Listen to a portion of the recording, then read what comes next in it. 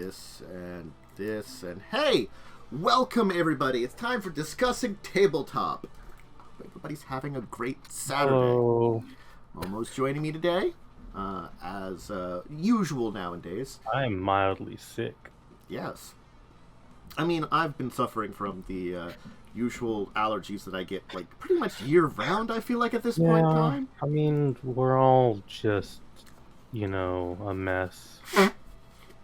Some more than others.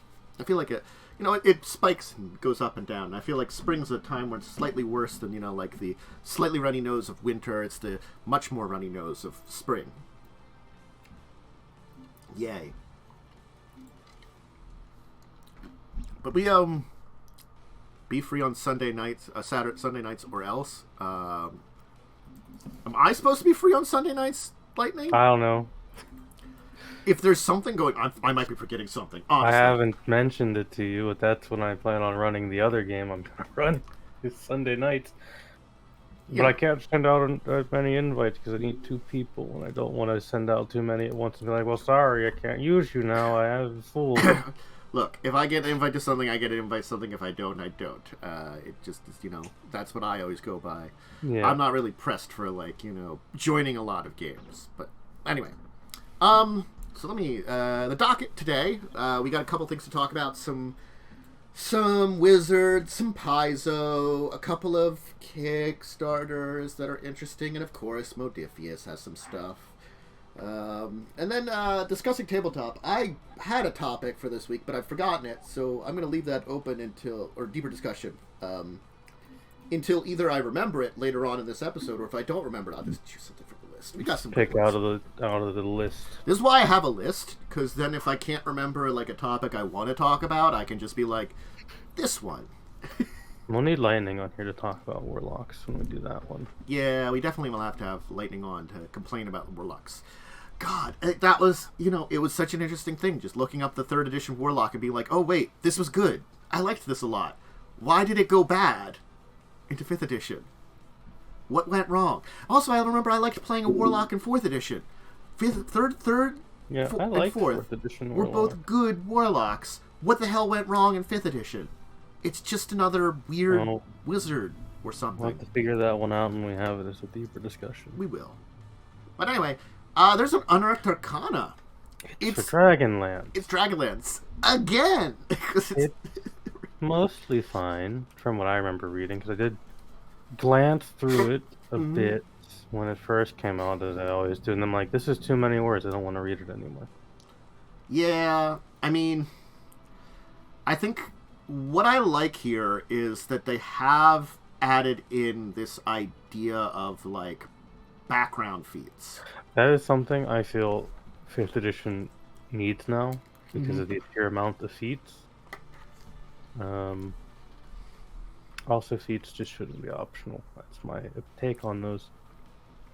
Because you're going to keep releasing them, they're not optional. Exactly. Like the Kender, I mean, I kind of put it on the list of, it's fine, but they're also, doing their current version. But go ahead. Kender are just halflings, but slightly different. Mm-hmm. I mean, canonically, that's what they are. They're Dragonlance halflings.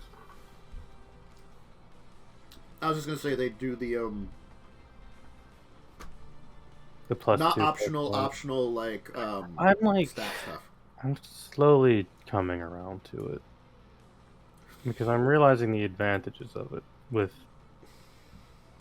specifically with point buy in the other one, standard array. Not so much for rolling.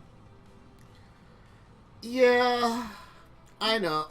I'm sure there's a lot of advantages to it, just for character building, but I feel like it's just one of those things, it helps mitigate being mad or having too low of a starting ability score. The thing is, I haven't rolled for stats in so long. I don't roll for stats anymore. I've not actually been in a game that rolls for stats in years. I'm kind of been fine of okay, 5th edition removed penalties, which I always thought was something you'd have build around, which was interesting.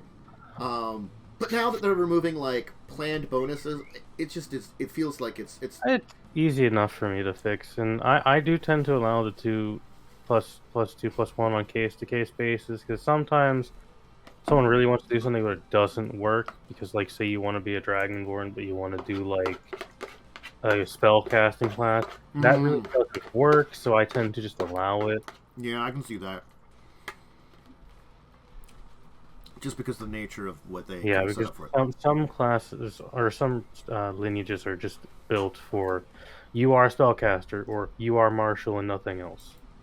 Well, I think that's the issue that 5th edition, like, this is a side tangent because we are talking about 5th edition. I think that's the issue with 5th edition is that, like, yes, there are some of these. Yeah. I've never felt Pathfinder to have that issue, but Pathfinder also has mix and match traits you can pick. Yeah, that drastically change what you are. Well, that's the thing is, like, yeah, you can play I'm just trying to think of like a halfling barbarian. Yeah. You get the -2 strength. You can still play with it. Yeah. Honestly, you can still build around that. You just have a 16 to your strength to start out with, or something like that. They have ways of making the build work. Yeah, there might be some. I mean, there might be some alternate traits you can pick too to make that build a lot better too. Yeah, there are certainly other bonuses and things around the place that improve stuff and fix it. And I think that's one of those things. Is like you have ways of building really interesting stuff, and the problem then goes down to like 5th edition. They're too generically built to be Dragonborn, built to be paladins, wood elf, ranger, or monk. They're built to be that. Is the unfortunate thing. And it's a problem with the simplification. And I get making things generic is actually a good way of fixing that, but it's also like you're fixing a problem by making something less interesting. There were better ways to do it, but that's kind of what we got, right? Yeah. And maybe we'll get something different when they do the big update, whenever the stuff that's supposed to come out. I can only hope they fix some things or something. It's like, they've added Kender, which I figured they were going to add, because that's one of the core species in Dragonlance. Mm-hmm. They're halflings if halflings were dicks. Is more or less what they are. They're little pranksters, and they like to just make fun of you.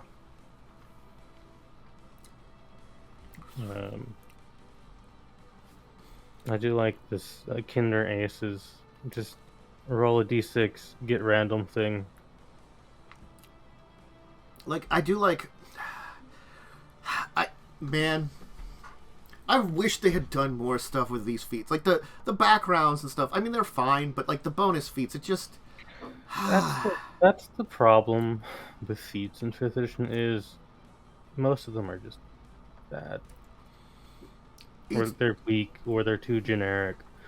This, like, this Adept of the Black Robes, that's just Magic Initiate, but for second levels. Yeah. And then you get some weird hit die thing. Mm-hmm. I think it's the fact that they have no balancing in their feats. So when they originally made it like, it replaces your ability score ups. Well, even with +1 to an ability score, some of them just don't work. I'm sorry. What about the cook one? Yeah, okay, I get +1. I think you get +1 to wisdom with the cook one. It's still just a worse one of what was that the other feat, like the leader feat, where you can get people bonuses. That feat is +1 to con or wisdom. Proficiency with cooking utensils, which is actually just useless. Mm-hmm. It's 90% of cases. And then you can like cook food that gives temporary hit points. Yeah. Which is like, I mean, it's a feat I will take on a variant human at the start because I find it hilarious. Or you can do the leadership one and pep talk people on a short rest for temporary hit points also. And every short rest you can do that. Rather than the cooking ones for long rest. I think what other really dumb feats there are.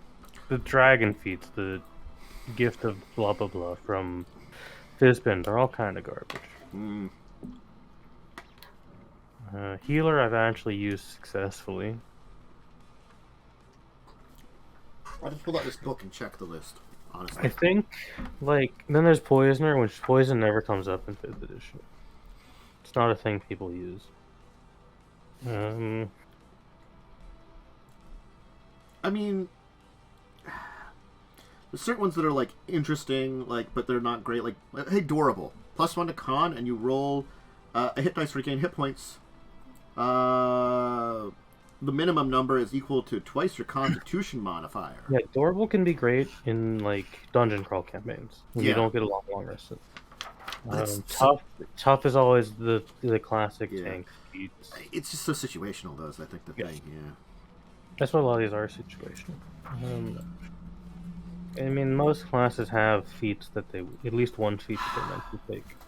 Well, I feel like this is the issue with the 5th edition feats is that there are a couple of pretty good feats and then a lot of situational feats, which is Yeah, which I is agree. not good. Like that's the thing is like if I pull out the Pathfinder 1st edition book, yes, there is a set of very situational feats that are.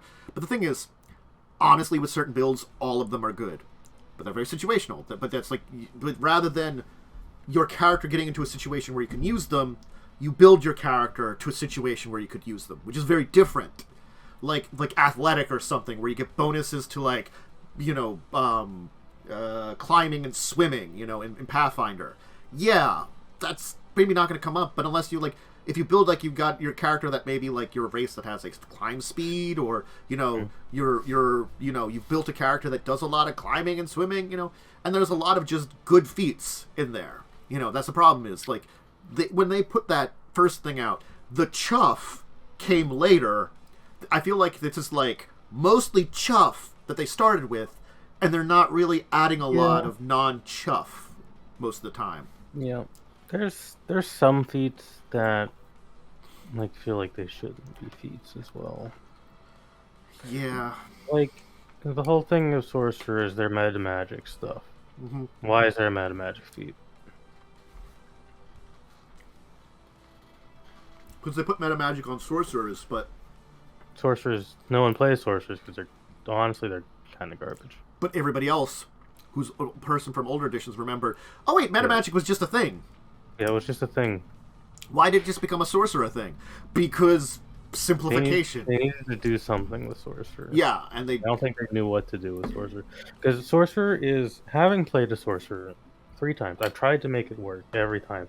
It is so boring, unless you like multi-class. It's the weird thing that they didn't make any of the bloodlines interesting enough. And I think that's a sad thing. Like, I feel like that's one of those things that I always remember about, like, again, harking back to Pathfinder, because the thing is, Pathfinder was out. They could have used it as a better model. That's why I'm going to hark it back to it, Yeah. Pathfinder was based on them. They did take some stuff from 1st edition Pathfinder, so they could have taken more. Hey, Sorcerer Bloodlines gave you stuff. It made a difference in your character. Not only did it give you like different spells that weren't on your list, it also gave you abilities, and most of them were pretty good. This is the thing with this is a super side tangent, but related because there is a sorcerer subclass in this UA that I can talk about. Until like Tasha's Cauldron of Everything, sorcerers did not get subclass spells. Mm-hmm. One did. It was Divine Soul, but they only got one, and they got a healing spell, and they got access to the cleric list, which is kind of whatever. I think they need to go back and redo all of Sorcerer, and add spells to each subclass. Because every Sorcerer subclass that is being released now has them, and the past ones do not. It's that I think we can like point out 5th edition's been around for a while now, and with our experience with playing it a lot, and I'm gonna preface this. I still like 5th edition a lot because it is very easy to pick up and play. That's good. But I feel like there were things that you could have still kept it easy to pick up and play and fixed. Just more different types of spells and more weird spells would have also helped a lot for rounding out some subclass spells. Because everything in 5th edition is fire damage, for the most part. Fire or psychic, those are the two big spell damage types. Yeah. More elements or stuff like that, there's just a lot of variety in things that they could have done, and it still kept the things as relatively simple. Like, I gotta be honest, like, just make the abilities you get from the sorcerer seem interesting. Like, those words, your bloodline can be interesting, and it doesn't need to be super powerful. Like, like I compare it to something like, oh hey, the bear totem barbarian is always the classic of you take half damage from everything but psychic when you're raging. I mean, do you compare that to something else? There are definitely subclasses classes which don't compare to that, and that's a subclass ability. And They're like one of the things, if I was doing a complete redesign of sorcerer, straight up, I'd just get rid of sorcery points and replace them with something else, because sorcery points are dumb. Mm-hmm. They're not used for anything. Meta magic, they're used for meta magic, that's kind of it. In most meta magic, it's kind of bad and you don't ever use it. Yeah. I think sorcerers should just have been able to, like in Pathfinder, ignore component cost up to a certain amount of gold. They can't do that in 5th edition. They need components or a focus in 5th edition. That's really all they needed, because all of Sorcerer's power should come from its bloodline. That's it. There's just I just don't think they're focusing on the right things a lot of time.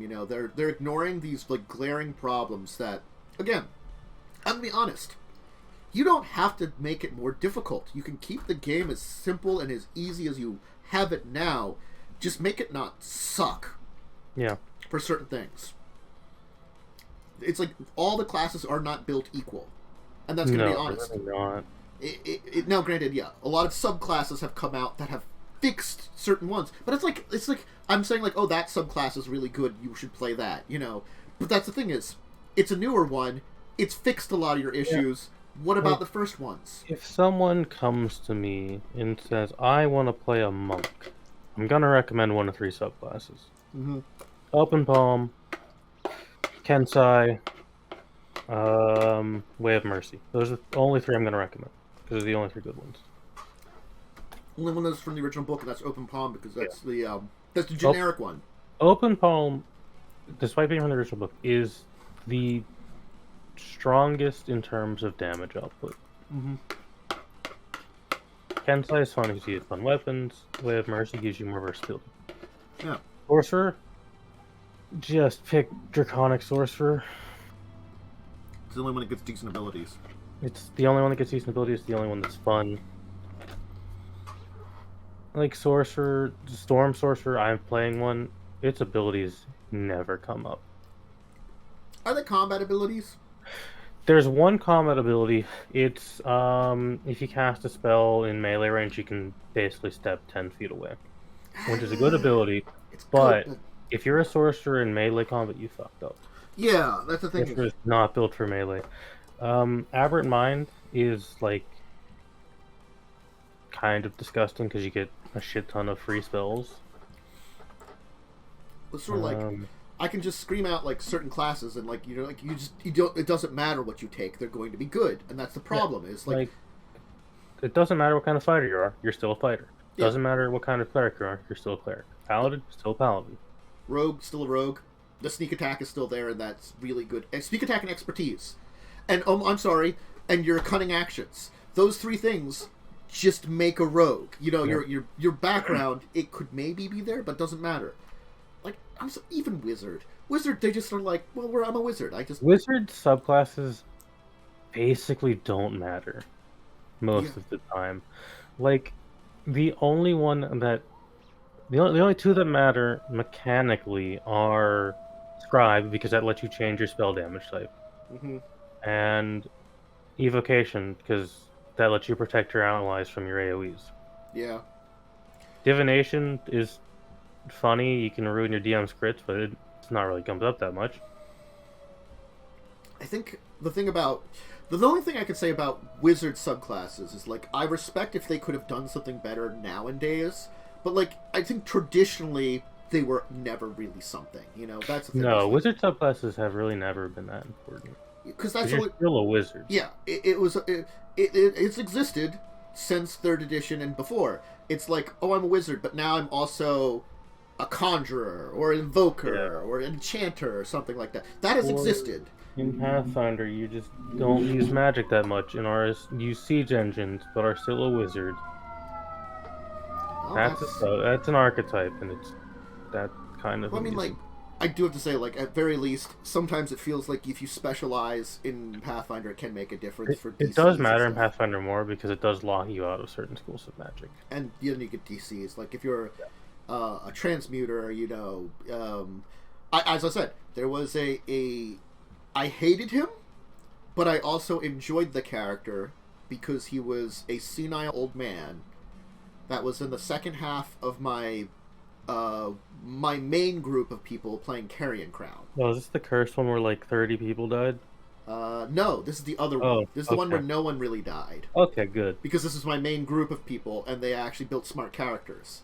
Now, this guy had kind of been around for the first part, but he had to take a break for a couple of adventures. He was like, can I come back as a different person? I'm like, yeah, sure, you know. And so he made it a bumbling old man. Nice. Who was a transmuter, specialized in transmutation, used like a force bubble to protect himself oftentimes, and would pretend to fall asleep in the force bubble. Nice. And the big thing about him, which I always worried about, which I'm glad he never did, was he had a magic item that allowed him to convert any high level transmutation spell of level 6 or higher to disintegrate. Oh, good lord. And he's a transmuter. Oh, God. He could disintegrate everything in my world, and the DC was like 27 or something. And I'm like, as soon as he does, like, he never did it, but I was like, it was always in the back of my mind, when the fuck is he going to disintegrate my world? You know? He actually was, I was happy he's held back and didn't do it, but it was one of those things I'm like, look, man, the threat is still there. It's sort of like, you have a nuclear weapon. You're not using it. You still have it. Like, if I had that kind of ability, I would not use it until the final boss. And then when people are like, why the fuck did you use it? I never thought to. Because he memorized Disintegrate a couple times, but it was also like, you can convert a spell. I think it's the wording was, he can convert a spell of higher level to one of at least one level lower. So since they're getting like 15th level, he has, you know, 7th level and 8th level spells, or I think it's equal or lower level. So he can convert. So then, like, I memorized a whole bunch of different spells. Oh wait, now I have like 15 disintegrates today. You know, my ability score is like around a 26. I got a lot of bonus spells at that level or something. You know, because he was also playing an old man specifically. You know, with the penalties. So it made sense that he fell asleep in a bubble. You know, he was an old dude. He's just a senile old dude that was like a part of the Pathfinder Society and like knew a lot of stuff, but he sometimes wouldn't remember it. Look, I love the character. I also fear the character, but that's things you can do with good builds. Like, that is technically a build. Like, as fearful as I am of that build, you know, there are certain like in different campaigns, like Carrion Crown, they're undead. Their fortitudes suck. They're vulnerable to disintegrate. If I was fighting against like a campaign of giants, where you're like fighting like death giants or something, or like dragons, yeah, disintegrate's not gonna work as well. No. Even that 27 DC, not a lot of stuff is gonna fail it in like a very tough, body heavy, you know, campaign. So it's very situationally campaigned too, and I think like, I don't mind that 5th edition kind of, you don't have that situation campaign stuff as much. You don't need it. But again, like, it's just, the classes need more sometimes. And yeah, I'm glad we're getting the bonus feats, but I would like more. Bonus feats are cool. I would just like better feats, to be honest. I wouldn't mind if they take this idea of the background for bonus feats and just, like, apply it to all of the backgrounds, or at least the ones in the player's handbook. I mean, here's what I do. I just do this anyways. Yeah. No, they're only 1st and 4th, but still. Anyway, there's a lot to do. There's a sorcerer subclass here. It's like mostly fine. Yeah. It's moon stuff. Yeah. So. That's alright. So Heroes of Corinne Revisited. Yay! We're back again. It's got some things. It's okay. It's okay. It's like an alright UA. I'm happy the Kinder are here. But I do like them. well, I only talk about Paizo because that's Paizo doesn't really make me feel bad about talking about them, and that's a good thing, So they're doing two. The big thing here I want to talk about second is Drift Crisis, which is very interesting. But I do want to talk that they're doing yet another. God, I wonder what kind of fire it is. All the fire trucks coming out. Probably big fire. Feel bad about someone. Starfinder Pirates of Skydock. It's another one of their board games. Their new board game series. It seems where. This one, your role of adventurer is attempting to seize a secret vessel located on Versus. So you're stealing a starship, and you have to do a lot of dangerous tasks before you raise suspicion. So it's an interesting little heist game. So I thought that was look. It's got an MSRP of $60, so that's expensive, but it looks high quality. I'm wondering how much there is to it. Yeah, it's a little expensive when it comes to board games, but still not outside the purview. Like I don't have. I'll put this link here. I'll put this link here. Yeah. Sorry. I forgot to put the link here. Right, so there's Let the me link. take a look at this.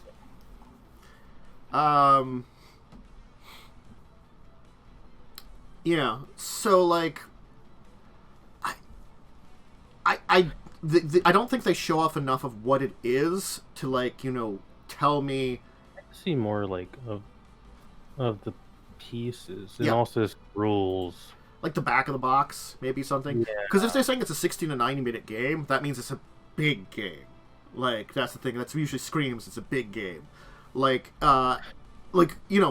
If someone said oh, I've got this copy of Arkham Horror, it was $60. I'm like, okay, that makes sense. And Arkham Horror doesn't have a huge amount of minis or stuff, but it's got a big board and a lot of stuff to do, that kind of thing. Or I guess something like I'm guessing not experienced because I was leaving at the time my friends were playing it. The Battlestar Galactica game, that board game, That's a good board game. Yeah, but I had to go home when my friends were going to play it. They're Fair. like, do you want to join in? I'm like, I really should get home, It's a board game that takes a while. Yeah. When they told me how long it took, I'm like, nah, I'm not going to sit down for a game that long right now. I could probably push a little bit of time, like a half an hour, maybe an hour at most. But when you're telling me it's at least an hour, nah. Takes even longer if you have expansions. I don't know if they did. I can't remember. But it's Gale Force 9 that's doing it. They make pretty good board games. Mm-hmm. And then the other thing is, which I will link this one, is this is just something. There's an actual site linked here for Drift Crisis. They're having a big event in Starfinder, which is very interesting because it's a story event. So they're gonna have a bunch of books coming out that are story based on this thing. And I think that's an interesting thing what they're doing, because this is you hear about big story events and things TV series, comic books, books, movies, that kind of stuff, or movie series, things like that. In a role-playing game, you don't really see that. So I'm curious as to how well they're gonna pull it off. Don't the last big story thing I can think of in a role-playing game is when they blew up the world so they didn't have to remember 4th edition. And then they made the spell plague because that was 4th edition's world blowing up. Mm-hmm. And that's how they could justify not having to explain why magic is different. Well, I mean, I know that's what I can say the World of Darkness 20th anniversary stuff was, it was the edition before that. They were there's apocalypse, everybody dies, or something like that. And they're like, oh, by the way, technically speaking, it was almost the apocalypse or something. We averted it. Don't worry about it, guys. All of these apocalyptic events, they almost all went off at once. We managed to avert them all. We're good. some bad shit happened, but like we're building that into the storyline afterwards. Don't worry about it. I always want to try Starfinder, but I feel like the character creation needs a little work. So yeah, so Drift Crisis, it's like apparently a galactic catastrophe that they're like just building a storyline into for stuff. Pretty cool. Yeah. It's adding in a bunch more options and things. 20 adventure seeds. Ooh. Yeah. So since there's a Drift Crasher's adventure path, I'm assuming that's all about like the event happening and being involved with it. But since it sounds like it probably can't be prevented, but maybe it's sort of like the adventure path is like, well, the bad shit happened, but we prevented the really bad shit from happening. Guys, look, we're sorry. We saved the universe, but we couldn't prevent, like the horrible after effects which fucks everybody up. Sorry, we're not perfect. What the story is gonna be. $10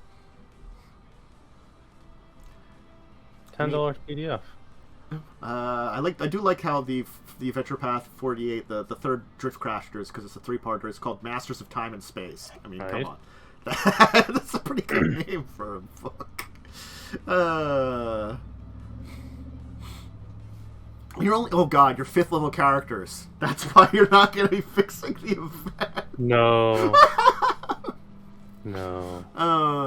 Event taking place across the entire Starfinder game line. In the Drift Crisis, faster light travel breaks down in galaxies thrown into chaos. Oh, so there's like something going on with faster light travel. I see what they're saying. That's pretty cool. Okay. This could be a cool little adventure path. Yeah.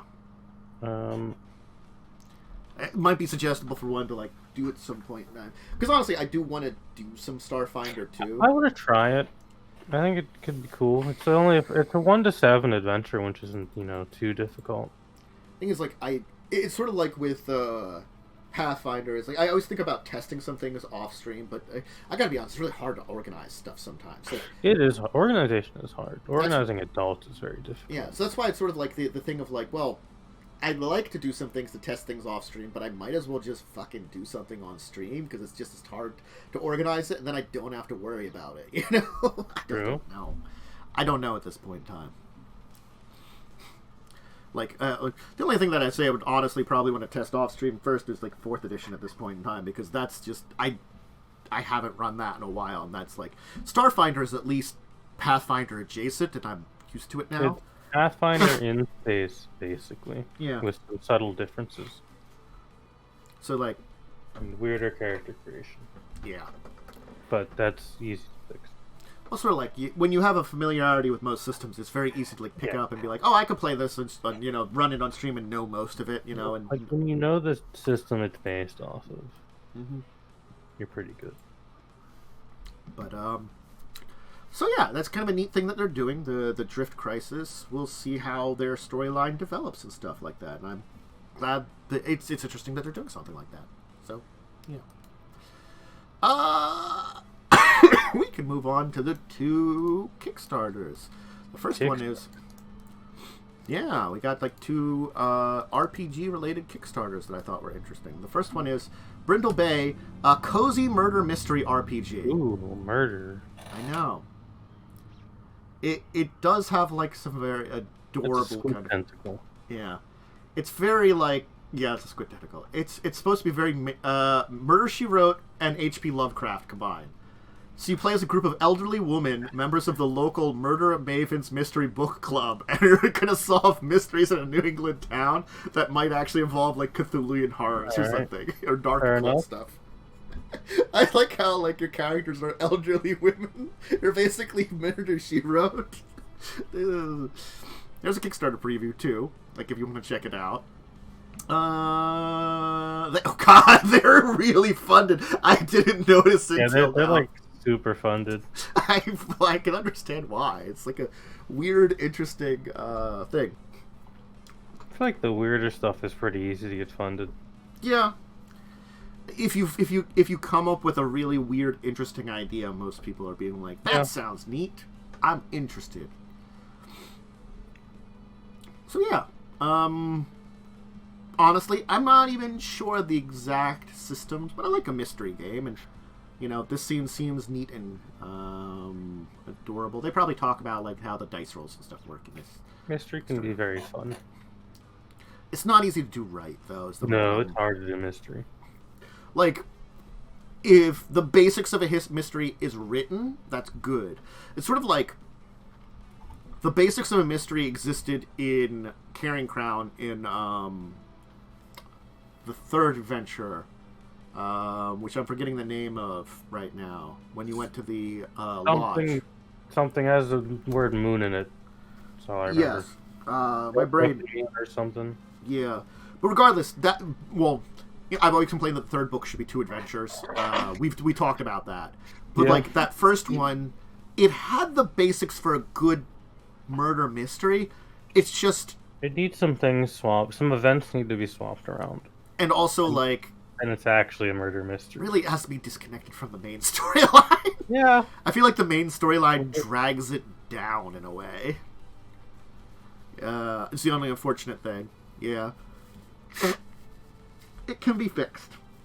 And it would be a pretty good basis for a murder mystery. Like, the core is there, it's just that they needed work. You know, they tried, I'd give them that. The attempt was made. So, like, an adventure that's a murder mystery, that's neat. You know? It's, you know, neat little art style and stuff, too, that seems very, you know, like, it feels like it fits, like, the style of, like, you're a group of old ladies in a murder mystery book club solving actual, like, murder mysteries and occult problems, you know. That seems neat. So that's the first one there. And then I wanted to talk about this one because I have had this happen in games. That's the only reason. It's, can we keep it? Pets for your D&D 5e. Where it has rules for befriending monsters and creatures you come across. I've had that happen. Yeah, the horse worms. The horse worms. Or, that's not even the first one. The first one was, I had an adventure where people fought a gray render, and they took off its foot, and then the cleric cast Regenerate on its foot, and they befriended it, and then had a pet gray render, and they named it Rendy, and it traveled around with them. Because gray renders can imprint upon things, you know, and I'm like, well, you did, like, beat it up, but then save it. So, sure, why not? Yeah, Randy, Blaze was there. Blaze was one of the players in that. He was not responsible for the cutting off or the healing, but, you know, the fighting it, yes. So yeah, near 50 different pets, from war horses to giant crabs and frogs, some tameable things. I mean, like, honestly, it's also, I don't mind this thing. Pets can be fun. Yeah, it's just that sometimes it can be ridiculous, and, like, I guess, like, if people want to try to recruit something, like, oh, hey, there's that owlbear, I want to, like, you know, recruit, like, tame it or something, having rules for it is good. Yeah, I mean, like, there's vaguely classes based around being nice to animals. They kind of are there, but not really. Like, you're a druid or a ranger. Like, you know, in all their editions, they're like, they have being nice to animal abilities. In 5th edition, they're just like, well, they're sort of nice or something. 5th edition is play a gnome, you can talk to stuff. 5th edition is like, hey, here's... For druid, you don't get to interact with animals. Hey, ranger, here's a dog. But only if you pick this one subclass. Otherwise, you can pick the other one and get a dragon. Isn't the dragon not good either, though? No, the dragon's not very good. The new Beastmaster Rangers are actually pretty good. But the dragon is not. I do how, like, that the book will include a mini adventure featuring Lady Philomena, who keeps rust monsters as pets, which seems like a terrible idea. That does seem like a horrible plan.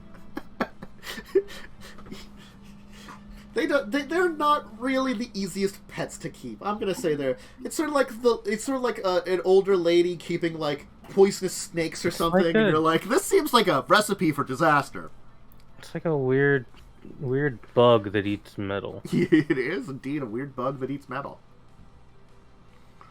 Yeah.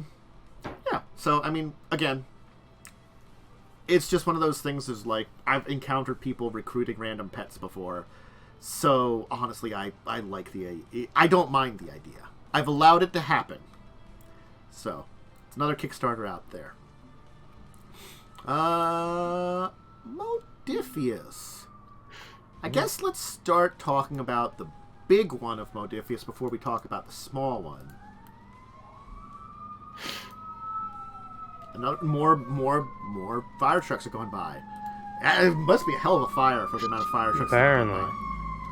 Anyway, so rather than we've had already Octon Cthulhu, which is our World War II Cthulhu. Now it's Roman soldiers versus Cthulhu. All right. Yeah. I'm into it. Yeah. So it's Lovecraftian setting the ancient era of ancient Rome. Lovecraftian horror during ancient Rome. I'm like, you know what? That's where I was kind of like, what is? It's like I'm like, sure, why not? Yeah, why not? Lovecraft is already weird. Mm-hmm. So they do have you could be from various places in the ancient world, like Germania, Gaul, Britannia, Agastius, Assyria, Hispania, or from Rome. You have backgrounds, So it gives you that there's probably plenty of places you could go do stuff, but it is honestly speaking, there are a few, but there aren't a lot of very ancient sort of because the thing is most of the time we would have a role-playing game based on something like Greek or Roman mythology. They're very mythological. Yeah. This is not mythological, but also then there's Cthulhu, which is the mythological part, and it's just that's the interesting thing, because it's historic with Cthulhu. So this looks like a narrative war game. So it's more of a miniatures kind of game rather than a well, it looks like they're doing tabletop RPG. Both. A narrative one is kind of both. Yeah, I think they're doing. They're saying because they do have a 2d20 system. Yeah. So I'm guessing they're going to pull it a little bit which one? The Fallout one, the one that's in between the miniatures game. It's the miniatures game that's also an RPG. Maybe a little bit more like that. Yeah. Well, it looks like they're doing both the RPG and the war game and the in between and stuff like that. It might all be in one book. Yeah. I think it's a kind of a little bit of they're doing a Wasteland Warfare. Yeah, that's the one. That's actually quite good. I think it's sort of it's just supposed to be a complete product line with a lot of different things. Because I know there's an Octon Cthulhu miniatures game too or something. There is. There's Octon Cthulhu actually has a fair amount of media attached to it. There's a video game of it that's pretty good. So I think they're trying to do the same thing. So it's well, you could have the RPG, or you could have the miniatures game, or you could have the thingamabob. Or you could have apparently a novel they're setting for it, too. So, that's a thing. Fair enough. But it's 161 to 180 AD, so it's the late Roman Empire, too. So it's when they have a lot of influence and stuff. I'd have to look up my historical things, because that's where they're... well, actually, no, I don't know if that's the actual that's a quote they're doing, so I'm guessing that's their era it's supposed to be in. What era? What years? They have the quote from Marcus Aurelius from 161 to 180, so I'm guessing that was when he was alive, and I'm thinking that's the late Roman Empire era. That would be when the Roman Empire was getting too big. It's also, I think it's when they're also the big E Empire rather than the little E Empire, when they actually have the Emperor during that time. At that point, they were most of Europe. Yeah. And then they collapsed. I think that's a lot of interesting. And they got things mythos stuff that's very Cthulhuian, because they're mentioning Atlantean relics or Hyborian armories, and Hyboria is goddamn Conan, but Conan guy is friends with the Cthulhu guy, so they share shit. Yeah. It was Lovecraft and Conan guy. I thought they were pals or something. I can't remember his name. I don't actually know who. Oh, Robert E. Howard. Robert E. Howard. Yeah, because they were contemporaries, I believe, was the thing. I think they were, friends. Yeah, they got, weird mixtures in some of their mythology because of that. Yeah. Those are things. I don't think ever... actually, I'm going to correct myself. maybe Conan fought Cthulhu at one point in time. Conan has done a lot of weird All shit. right. Did Conan fight Cthulhu?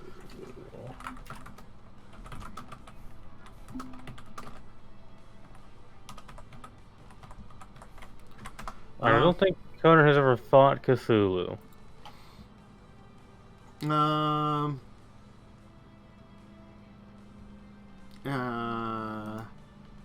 Yeah. He has, however, fought many of the other old ones. Okay, so he fought other old ones. Gotcha. Yeah. I'm not going to attempt to say any of these. I'm not. I just remember that like Howard's and Lovecraft were really good friends, so they shared a bunch of shit. And I assume Howard's was less of a racist, potentially. Maybe. Look, it was kind of, I mean, Lovecraft was, it's that time period that there's a lot of horrible racism in, like, it's part of it you can, like, excuse to the time period and people were a lot like, but it's also that, like, you don't know, like, what was there. It's not a good time period. I've never read Conan. I don't know what Conan's about other than the movie. I just remember that he had some interesting adventures in Conan the Adventurer. I just know it's from the Weird Tales magazine, and all of the shit in there have weird crossovers. Yeah, that's true. They do. They have very weird crossovers in that. So, it is a thing that exists that is definitely possible. So yeah, no, we're getting, some Roman Empire Cthulhu stuff.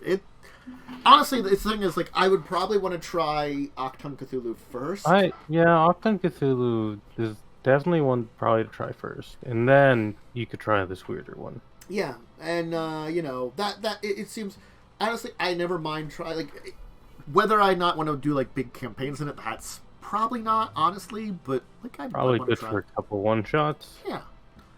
And the only other thing is I wanted to kind of give a shout out because they keep doing them, and I like supporting them because honestly I really like the system. Is more missions they're doing for Star Trek.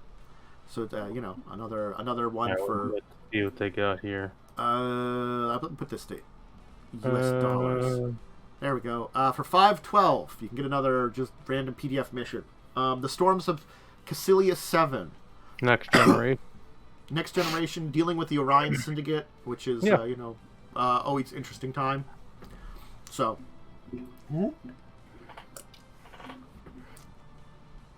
I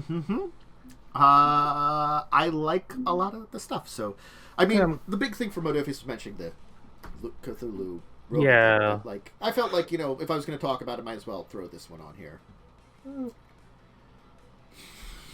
Yes. I honestly do not remember my other topics. So let's choose a topic here. Let's see my list here. Hey, that's one that's fun. Let's do it like a slightly older one. And let's just copy and paste this one, and we'll throw it into the chat here.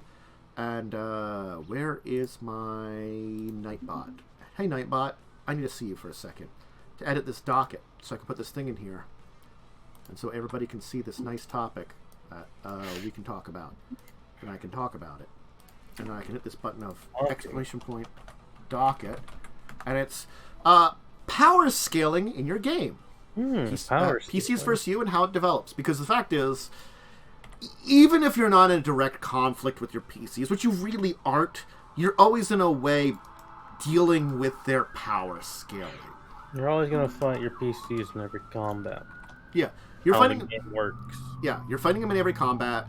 You're dealing with whatever situations they're dealing with you. Abilities and stuff that they develop. Items that, not necessarily like, the ones that you give them they find, that's fine. But like, honestly, if you're being any decent like DM in charge of things, you will give them a chance to like buy and customize stuff at some point in time. Even if you have like random like rolls to see if they actually have certain things, you might random roll something that you wouldn't like. You were just like, they could have that. You know, like in Lightning's one game where a random blacksmith had a sunblade. Mm-hmm. Like, you can definitely say no to stuff, but like if it's like out there and definitely affects it, but doesn't ruin the game, you definitely can be like, oh yeah, I guess that's there, kind of thing. I think it's the thing of like power scaling is always something that's going to occur. Characters level up. Yeah. Characters gain new abilities, new spells, new equipment. They get more powerful as the game goes on. And of course, you develop your power level at the same rate, theoretically. But I think it's the thing of you have to know your team in a way, honestly. And this is something that, like, I don't always sit down and do, but I know sometimes I should. Especially for things like Buccaneers, which is much more combat-heavy game. For Children of Wrath, I just, put some things that are generally their CR against them when I want to have them fight stuff and call it a day. And usually it's fine. I just assume they're never going to fight anything. That's my assumption. Because that's intended to be true. Occasionally there's a fight when they do something stupid that requires a fight inside of a big dinosaur monster. Yeah. Hi, Damien. Welcome. Hello, cat. Damien. Like, in terms of monsters versus, like, player power, they usually just don't. A lot of the time. You really think about it. Like, I'll use Star Wars as an example. Mm-hmm. I could theoretically put you guys up against, like, actual threatening things. Mm-hmm. Or I could do what Star Wars does, and here's, like, 10 stormtroopers. Yeah. And then the boss is the hard thing. And the stormtroopers might get a lucky shot or something, and... Or, no one rolls above a 13. That could also happen, too. Like, I think it's the thing is in, like, Star Wars and 5e, it's a lot easier to get away with that, because 5e is very forgiving system. It's the unfortunate thing that, like, a system like Pathfinder is a lot easier to balance it. There are formulas for, like, if I have this many monsters, it should be this difficulty. And the CR system for Pathfinder actually works pretty well. Not perfect, but pretty well. 5e, it's mostly, like, pretty vague. I think how it works, this is how I think it worked. I'm not 100% sure, because, again, I rarely look at CR. Mm-hmm. A monster's CR should be, if you want like a tougher fight, should be 3 higher than the current level. I believe I've heard that before. There could be. But I don't know, because there's not much help in 5e for how to build encounters. 5e encounter building is very bad. I have to say that. It's some of the worst encounter building I've seen. Now, granted, there are worse encounter building. And I will tell you, World of Darkness, Shadowrun, they don't really give you rules for encounter buildings. They're like, you fight some people. There you go. So, difficulty is... It's based on skill and equipment of your enemies. Like, yeah. You can very easily make something too difficult in Pathfinder by just giving it a certain item. Yeah. You can't really do that in 5e. That's true. It's hard to unbalance the adventure. Like, I think because, like, Pathfinder is a lot more tuned in. It's very easy to unbalance things because you know what you're like, and that's the thing is though, because they're so balanced. 5e, you're probably not going to unbalance it. The way I look at it personally is with Pathfinder, it's very easy to prep balance, but with 5e, it's very easy to balance on the fly because you can't really edit monster stats on the fly in Pathfinder because something changes something else. Yeah. Like, you can't give a monster HP because that will change something else it does. No, that's the only thing you can do. You can give it HP. Oh, you can give it HP? Oh, yeah, no. That is literally the only thing you can do to a monster is, like, the easy thing to do is just be like, hey, this monster happened to roll maximum on its dice instead of average. True. That's an easy thing to do. Granted, giving it actual hit dice alters everything. That's a difference. So altering its HP, depending on how much it is, like... if it's a kobold with a single dice altering its HP, like if you give it a lot of HP, you're giving it hit dice, you know. But like a dragon, like if it has like 200 hit points on average, you're like, it rolled maximum all its dice. It has like an extra 100 hit points, you know. That makes a difference, you know. HP's factored in CR and 5e. You know, that's a thing that I believe they've done, and it shouldn't.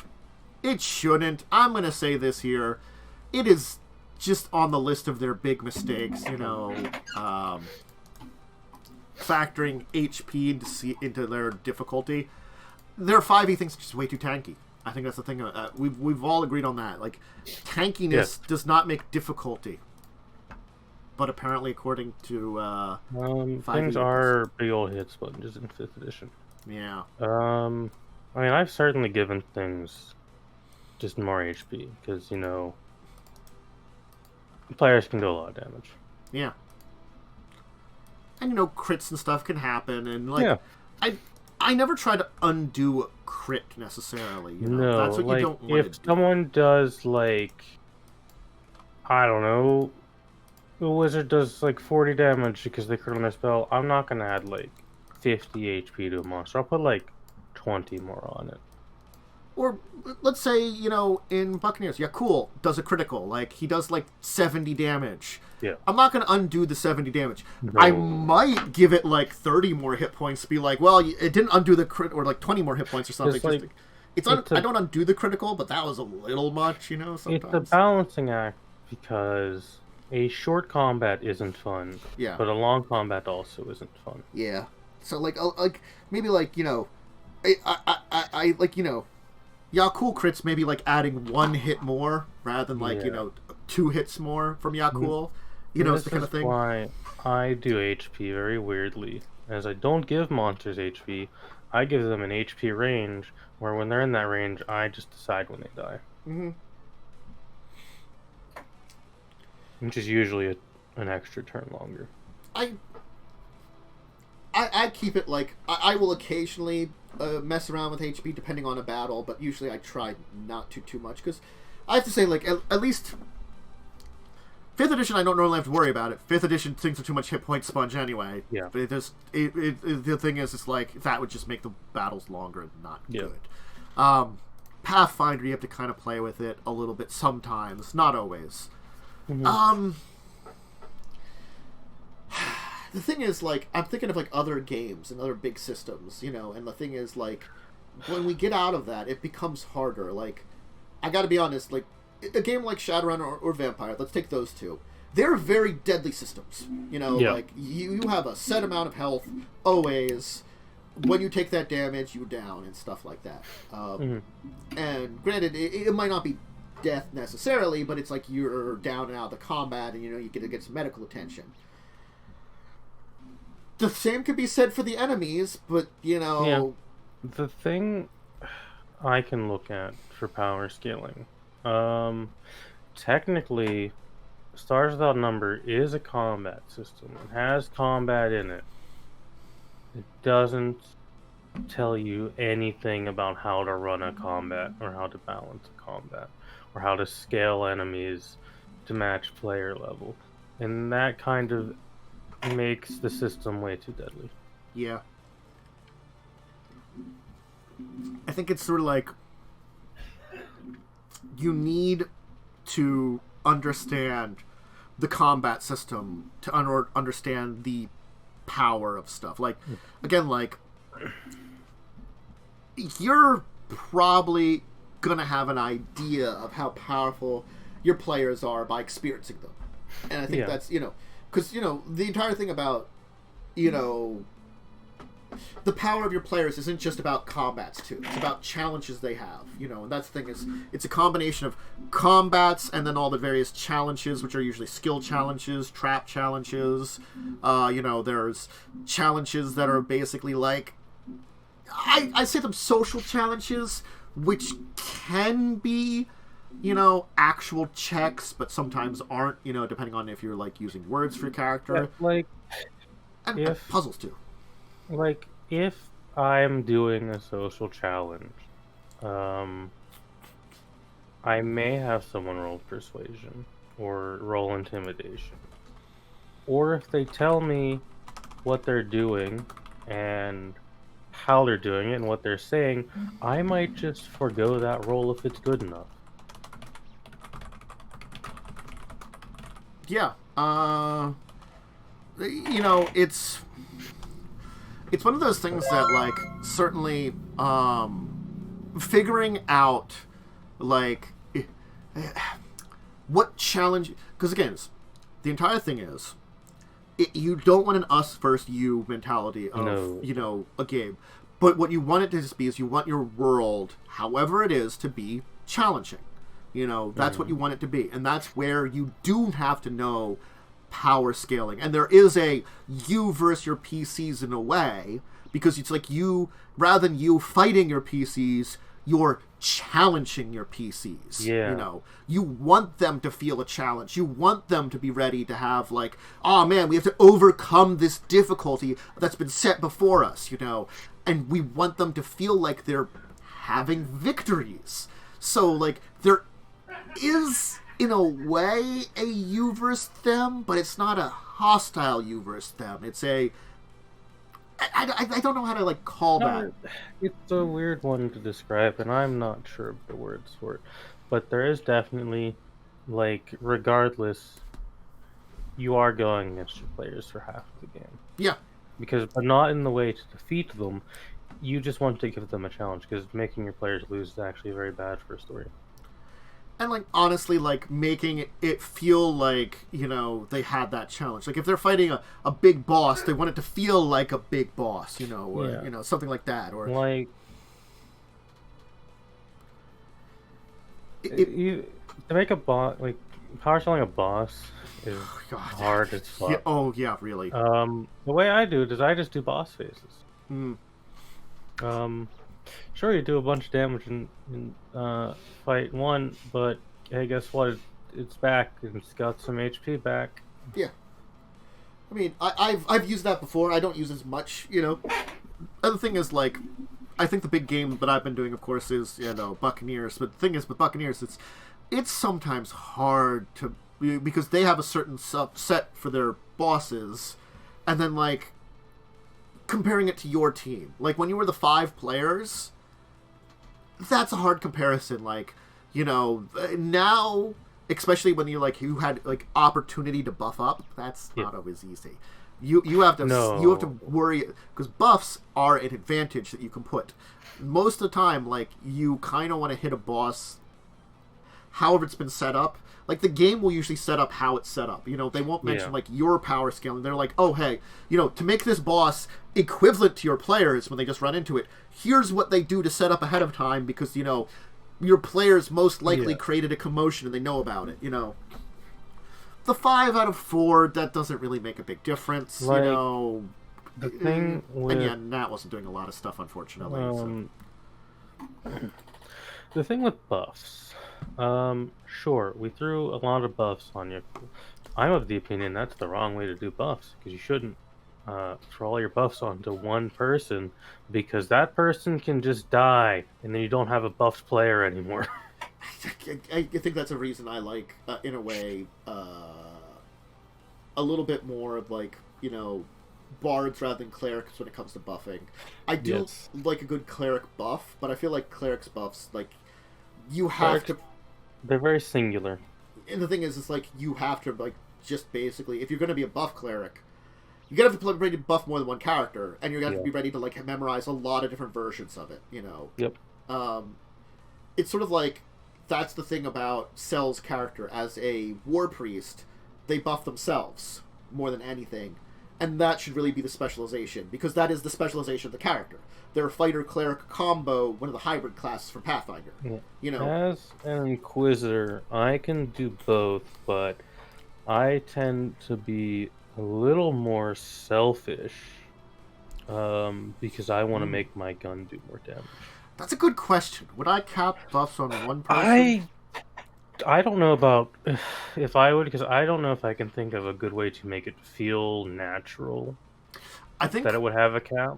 I think the thing is, it depends on your system too. Yes. Pathfinder, D&D, that kind of stuff is very buff-heavy systems. Even 5e has a lot of buffs in it, that exist. But 5e's buffs are already limited by all of them being a concentration spell. Yeah, so see, that's why, there's limits. So in 5e, I don't think I would. In Pathfinder, I'd have to think of a way to justify it to people. You don't need to in Pathfinder because most of the time the same type of bonus doesn't stack, and you have to pay attention. True, true. Yeah, there's a lot of different things which give the same bonus. This is why I'm a selfish buff player. Yeah. And yeah, the thing is, if you buff during combat, you are choosing to remove your damage for that turn, so it's a trade-off. That's why, things like an Inquisitor is really good for buffing during combat because they have a swift action to activate their judgments, or Bane is a swift action. Now, granted, that's 2 different turns. You have to choose when to do one is which to do first, It's usually, at least in my opinion, I usually always judgment first. When you get 2 or 3 judgments, it becomes harder because I'm at that point. Yeah, because when you do 2, you're like, well, attack and AC maybe, or attack and saves. Like, what do I need? Yeah. Limit spells per day help too. I can learn how the smite judgment actually works. I have to read it properly. I think, and another thing, rather than limiting buffs, time. Yeah. Most buffs have a time frame, or especially Pathfinder, older editions, even 5e, it's concentration usually up to a certain point, You have a certain amount of time for it. So yeah, they might buff a lot up for one combat, but what you can usually do is if you really want to, have them, I'm not say punish, but if they're going to try to super buff before things and then throw a secondary combat at them or something, it's not like punishing. It's you're trying to teach them a lesson almost. Yeah, throw a secondary combat that is not the mega deadly, but can still hurt. Yeah, something that would attract them, and then they're like, oh hey, we might not have a chance to rest up and get all our abilities back for this next big fight. What have we done? And then you could maybe, if you wanted to, taper off the big fight a little bit or something, just to make it a little easier, just so you're not punishing your players too much, just to make it that they feel hey, maybe we should be smart about our buffs or something. I will tell you, because Bless lasts a long time and it's a big thing, I don't mind if people are oh hey, for 10 minutes we have Bless on, we can get 5 or 6 rooms out of this. I'm it's a first level spell, it's a +1 to attack and +1 to saves for fear, sure, it lasts a long time. Or heroism lasts 10 minutes per level. I want to have heroism on for a dungeon. I'm casting it. Yeah.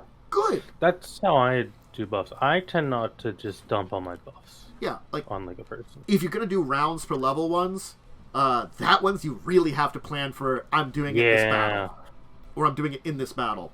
As soon as you get a bard with haste, that's probably the next thing they're doing. They're casting haste on your group. First thing they're doing. And then probably move actioning, because I think by that time you're getting haste, you're getting move action perform, so move action perform after that, Yeah. So. There's another part to power scaling that's more in the DM's control, the items you give people. Yes.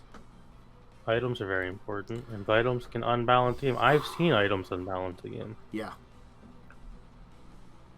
Well, that's the hard thing that I think I've been trying to design for.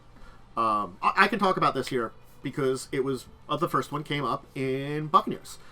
These legendary items of the shackles, because they have these treasures that are at the beginning of each adventures, and I'm like, what I'm going to do? I'm going to link each of these to a legendary item that you can pick up, or a legendary item that might be part of a treasure or something.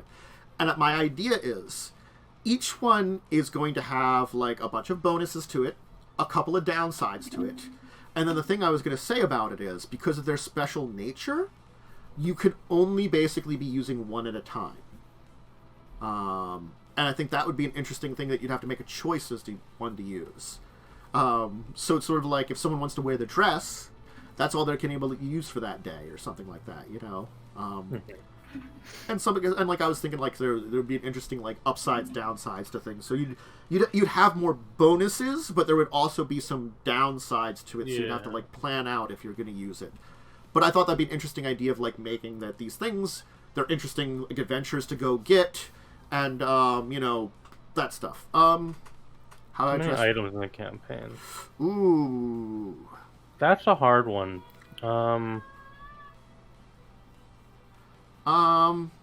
The thing is that there are too many items can happen in any campaign. Like yeah, that's the best advice is mention it to your GM. Yeah. I've definitely been in a campaign where there's been too many items, but they're items tailored to purely martial characters. Yeah. And I, as a spellcaster, didn't get a lot. Yes, that's a different problem. That's a different problem. Yeah. Yeah. I say for me, it depends a lot on the situation of the campaign I'm in. Something like a 5e campaign, especially I usually don't. I don't usually use a lot of pre-made stuff for 5e campaigns. Granted, I've done Curse of Strahd before, but a lot of my 5e campaigns have been like I just improvise them. For items for them, I tend to keep it to like things that would be interesting, or maybe I try to tailor it to the game or to the themes and stuff. Like honestly, I gave them a lot of crazy shit in Records of Evil, the campaign I finished up. Did get a lot of weird. They weren't gonna. You guys weren't gonna do anything with that shit. No. A lot of it was like horribly cursed and well, we have all these evil artifacts that yeah, we probably shouldn't play around with any of these things. I mean, I did. Yeah, there's a couple. I played around with the sword. You did play around with the sword, and there were results of that. Yeah. Mm-hmm. If the game was gonna, if I wasn't like I'm kind of done with some of this shit, I would have continued. Yeah. That game kind of dragged on a little bit. It did. Because of some people. It was hard to get to that end. We got to the end of the game, but it was hard to get to that end of that game. I'm like, this sword gave me a whole side quest. I don't want to do it. Yeah. I think so. Like 5e, honestly, I don't know the right power scaling for items in 5e. Technically, a chart in the DMG to tell you how many items they have. How many items a player should have at what level. I don't use it because honestly, I give money more than items. I've used that, but I've only used it if I'm having players start at higher levels. I'm like, this is what they should have basic. That's like not involved with me. Like the average character might have this stuff, and then after that I'm like if I'm doing items, they're kind of tied to plot. Yeah. Or plot advancement. Like Lightning got a fancy schmancy lightsaber crystal. Granted, it's red, which is bad. Mm-hmm. But you got that as a plot reward. Yeah. Because it's tied to someone. Yeah. Plot stuff. That's how I do it. I don't just give out items. I make people buy them. 5e is one of those systems that it's very good that you don't necessarily have to worry about items too much. You give a few out and then call it a day. And granted, if you give out more, the good thing about 5e items is the powerful ones are attunement, and you can only have 3 of those. Yeah. I guess that's the limiting factor of 5e is attunement. Unless you're an artificer, then you can have like 6. But then you're specifically playing an artificer, so because you make your own magic items at that point. Yeah. Pathfinder. I'm really talking about more first edition rather than second edition. Yeah. But I mean, it does kind of apply to both. Items are important. Items are very important in Pathfinder first edition. Even in second edition, because second edition, the numbers are higher, but the scaling is much more important. Like I feel like in first edition Pathfinder, if you compare the two scalings of the game, just as a little side note here, they're very different scalings. First edition, you're gonna have to the difference is like if I'm at the same level in CR, the differences could be very big between stats and like weapons and items to cause and maybe buffs and stuff to cause difference in bonuses. In second edition, the differences are very little. You're going to have much smaller differences between them, and like the challenges to hit them are going to be these small numbers. It's like the numbers are big because it's based on your challenge. It's because everything is level based, so it's sort of like a +1 makes a big difference. Then Yeah. But so like items do make a difference in the Pathfinder systems. What you give out, what you get, like adventure paths. Like I've been running Skulls and Shackles. I've been running a version of it. The problem with that game is like you spend your money on a lot of stuff other than your characters. You like because you have a lot of options to spend your money on, especially ship upgrades are very expensive. Ship ammunition. The fact is, like, there's a lot of weapons. True. Because honestly, there's some more people that could probably get guns because they're technically martial weapons. So technically, you could get Yakuza gun or something. I mean, I can make. If anyone asks me, I can make them a gun. I have to remind everybody that because of the nature that I put the guns at like one step above average Pathfinder, which makes them martial weapons it takes them from exotic to martial. Yeah. It's because I'm not like the 2 steps where they're like super everywhere, but they're like the 1 step of where like I can just make people guns. Definitely there's some people that probably should. I like Yakul. I don't think Yakul needs a gun. Like a big old like cannon-y thing. I could give Yakul like a shotgun. Yeah, give him like a shotgun or something. That'd be fun. Oh, now I have a dumb idea because he liked the dragon cannon. I'm just gonna make him a shotgun that looks like a dragon face. I'm gonna make him the fire bullet so it breathes fire. I think there's an actual thing for all that. So. Yeah, there's dragon's breath ammunition, which turns a shotgun's bludgeon to cone into a fire cone. Yeah, but I think that's another thing that you do have to look at, like making magic items. An artificer is supposed to do as part of their class. Yeah. In 5e, theoretically, you can kind of do with other people, but it's like a weird. The rules for crafting magic items are bad unless you're an artificer. Yes. Whereas in Pathfinder, it's like not tied to any class specific. It's a skill check. It's a skill check and a feat, and you have to have the feats, and then you have you either have to be really skilled, because then you can ignore some of the feat requirements, spell requirements, or have the spells. That's what it is. So, like, a wizard can be a really good magic item crafter. Yeah. Again, a wizard could also make, like a wand of cure light wounds. Yeah. They could make it. It's not easy. But they could make it, if they can make wands. It increases the DC by a lot, and therefore the chances of failure is much higher too. I think it's the same thing of like, in that case, there's a reason why magic item crafting is technically banned in organized play. At least it was in first edition, because it can unbalance things because you're doing stuff at half price.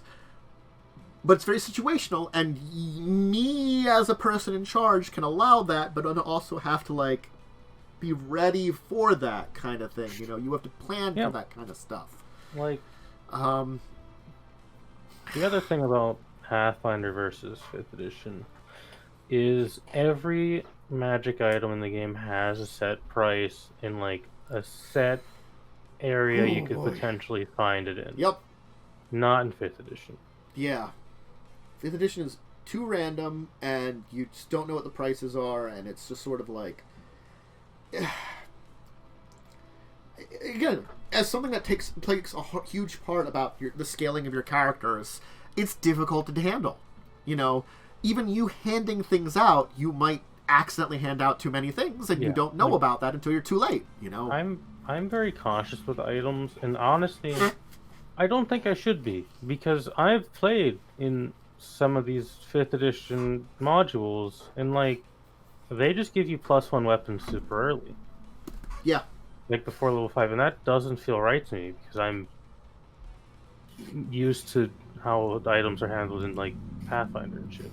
you can definitely do campaigns without magic items. Even like in things like Pathfinder, 5th edition, any of these systems, you can do it without magic items. But the big thing on that end is that you have to be ready for it and plan accordingly. You can't have people fight monsters that require magic items or magic or something like that. There are ways around non-magic items in 5th edition, because there are certain materials that are third party that exist that you can make weapons out of that will ignore magical resistances. Okay.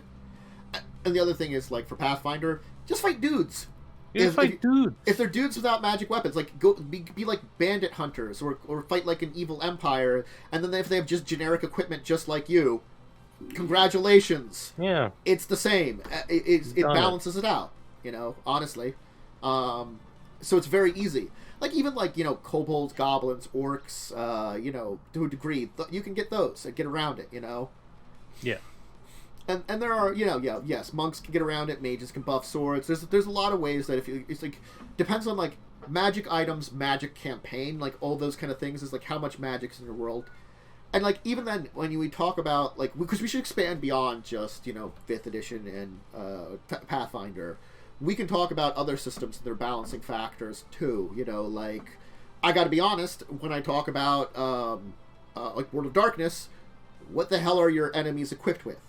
Yeah. If I'm having a vampire fighting a guy with a shotgun, the shotgun guy can do a lot of damage to me. Yeah. If they're just fighting with pistols, that's not so much, If I'm fighting a vampire hunter with mystical powers that he nukes me, fighting a werewolf and I'm a vampire, werewolves just murder everything. I mean, like, Werewolves are very murdery. You have to be like elder vampires to fight a werewolf. Do not have your players go against a werewolf. They are monster murder machines. If you're playing in a werewolf campaign, you're going to be fighting other monster murdery machines, and it is a combat campaign more than any of the other World of Darkness campaigns. Combat can come up in any of them. Yeah, I can.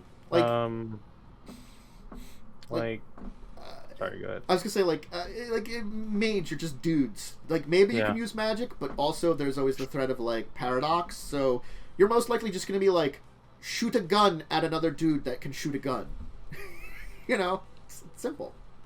Yeah. Shadowrun. Oh, Shadowrun, you're always up against something more powerful than you. That's the problem. Yep. It's supposed to be more of a stealth-based game than a combat-based game. You're breaking into places to steal stuff or to kidnap people or stuff, or like maybe if you're like some of the extreme, there's also some assassinations, or you're delivering a package or doing stuff like that, or being bodyguards. Yeah. You are the little man in Shadowrun, and you know it. You're not going full guns a-blazing because you will die.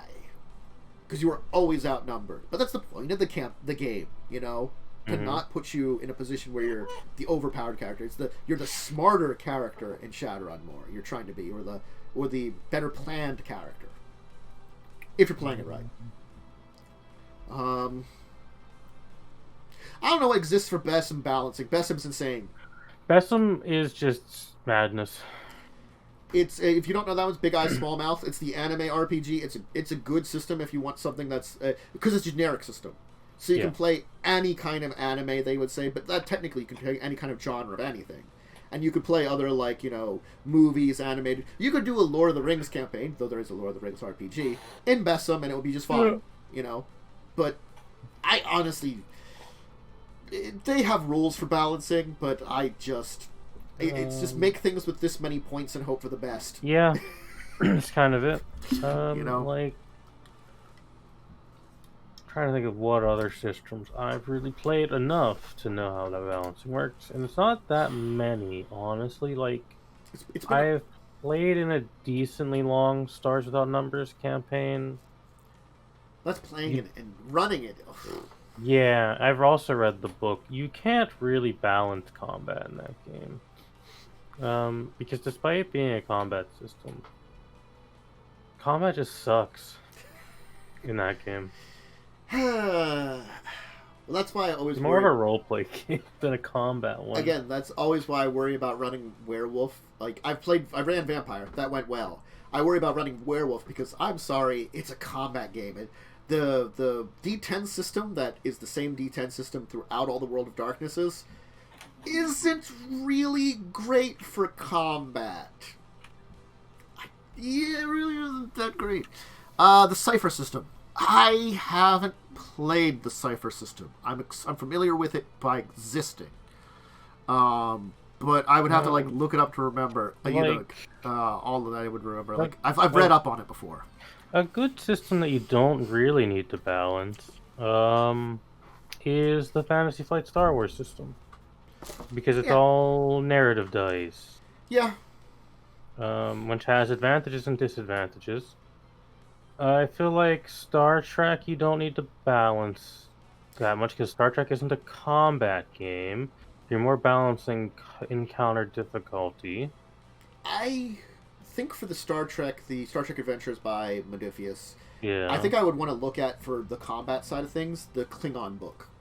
Yeah, the Klingon book would have all the combat. That might have better combat rules in it, honestly. So if you reach a thing like in a Star Trek Adventures game where you need combat or something, like it's a challenge combat, like Kirk versus Spock or something, or maybe you get into like a firefight with some Romulans or something, or combat in the base book is not really a thing. Not really there. It's pretty bad. It's pretty bad. We tried it. Fallout combat 2d20. I've not run it. I've only read it. It's very simple. Yeah, I think it's the thing that the 2d20 systems keep things relatively simple, and there is a big narrative side to the dice rolls too. It's sort of like you are rolling, but you're also doing it's that weird thing that it's both. I don't mind the system. I like the system. It's very interesting, but I feel like it's a very. The 2d20 stuff isn't really, for the most part, aren't combat games. Yeah. Combat is a part of it, but they're not, unlike Pathfinder and 5th edition, it's not the focus. The focus on those is the more narrative and roleplay part. I feel like it's a narrative challenge system, maybe we can call it. Yes.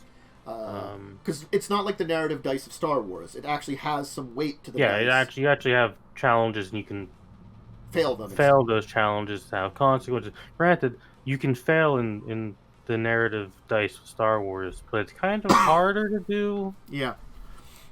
So I think it's in the Star Trek one, there are consequences, things happen, but usually it's just it's the narrative challenge system. So there's bonuses and failures, that actually do make a difference, because they will affect further dice rolls and stuff, and you can spiral into an actual failure for stuff. I mean, in Star Trek or any 2d20 system, if you think you're too powerful and the game's too easy, just play like me and give the DM threat constantly. Yeah, I like threat. I can use it to do horrible things to you. I was going to say, I'd be curious to check out, because I haven't read up on what it is, the Conan system, because I feel like that would have a lot of combat. I feel like Conan would have combat. Yeah. I feel like that's another 2d20 system, the Modiphius one there. The Fallout one is basically, here's Star Trek, but it has more combat rules. I think it's the thing of there are a lot of systems where the power scaling is mild. I will tell you, Besom, Shadowrun, the World of Darkness games, Star Trek, and a lot of the 2d20 games, you don't really gain a lot of power. They're not the same way as... You're mostly just dudes. Your characters will gain stuff, but it's World of Darkness, you gain experience. Cool. Most of the time, when you use that experience, it's really easy just to get new stuff. Yeah. Improving your really good stuff to make it even better, that's really, really, really hard. I will say, specifically with Stars Without Numbers, it is a system designed around you literally being just normal people. Yeah. You don't get a lot of fancy shit. Shadowrun, it's all about the money. Honestly, money. You do gain an experience and can level up skills and stuff, but it's not really that big on it. With Shadowrun and at least what I played, Cyberpunk, the older ones. Yeah, mostly just getting cash. to get things. Getting new weapons, getting new vehicles, Yeah. getting new cyberware. If you're a spellcaster, learning new spells because you can technically buy spells, or like getting special foci or like things that give you bonuses. Those are really expensive. The magical, the like actual there is actual magical items. Only mages can use them. They're really expensive. They're very expensive. Hey, new awesome programs for your hacking guy. For your that's money is that thing. Besum, you do gain points, kinda, sort of. But I feel like I wouldn't understand what's happening with Besum half the time. Anyways. Have really not played and leveled up people in Besum. I'm just like, I'm an idiot when it comes to anime. First off, I don't know shit about anime. And also, like, I'm just there for memes. Yeah, honestly. Look, I can say that's very easy to.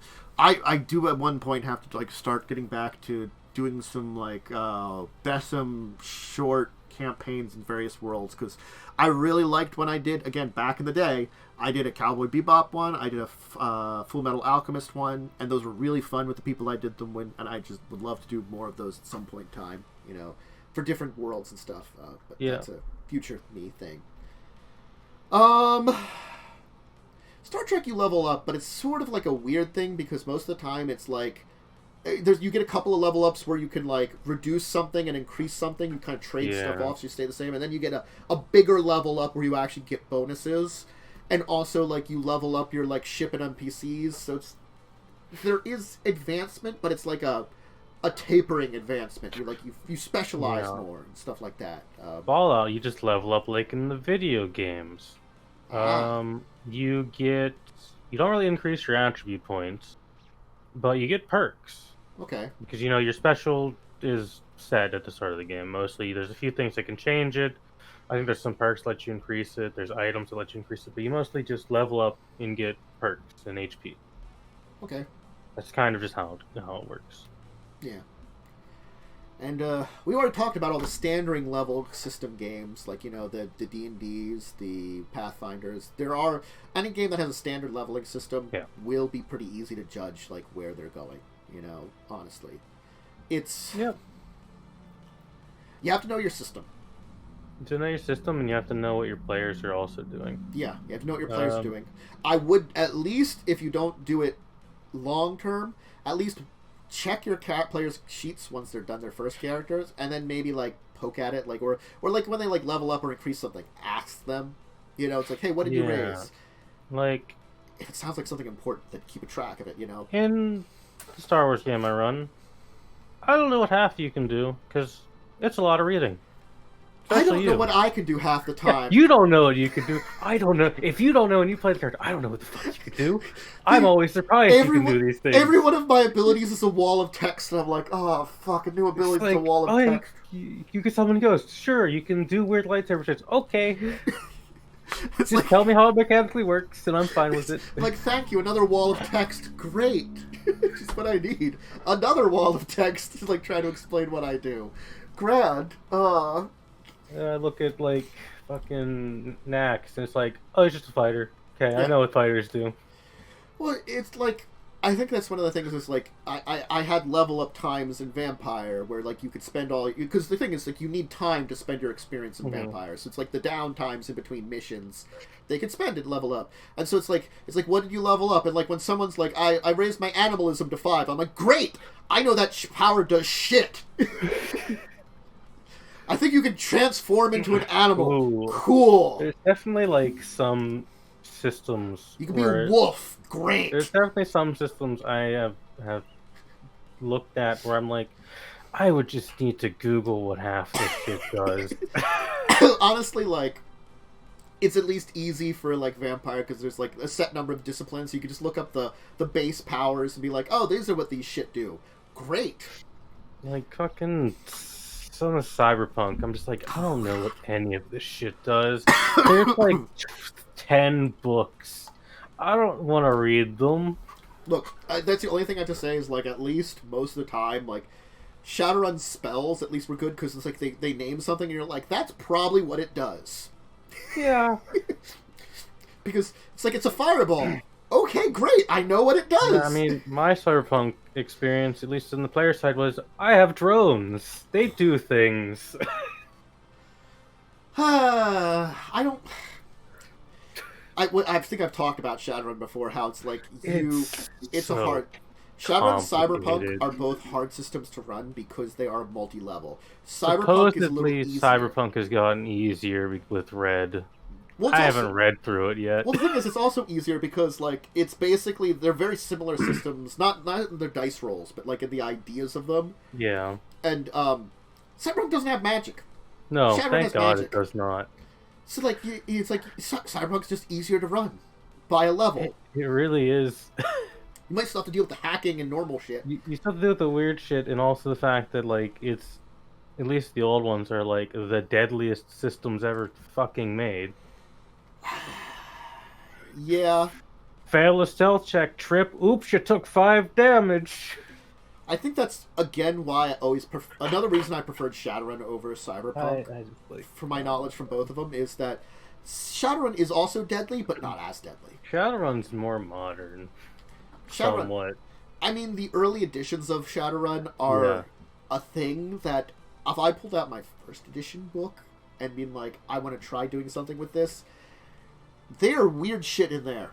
There is, yeah. Like that's why I'm just like play 4th edition or 5th edition. There's certain things that you will not live through because like it's sort of like it's a weapon damage and you have to get like on a D6 where you don't add any bonuses to it, you have to get like a 15. Yeah. The reason you can do that is because they're exploding die. When you roll a 6, you can roll it again and add that number to it. So you have to explode it twice. But the thing is also then you only have to like make one check to like avoid some of the damage or something stupid like that. It's old systems were deadly. Yeah, they were. I mean, fucking. They're just brutal in different ways. I mean, I will forever. The one thing I hate about second edition is level drain in second edition because you actually lose a level. Level drain is absolutely awful. In third edition, when they made it that like restoration like restoration gets rid of temporary ones and greater restoration gets rid of permanent ones, I'm like, it was so thank good. you. I will spend the money to make this not a permanent. Fuck me. Yep.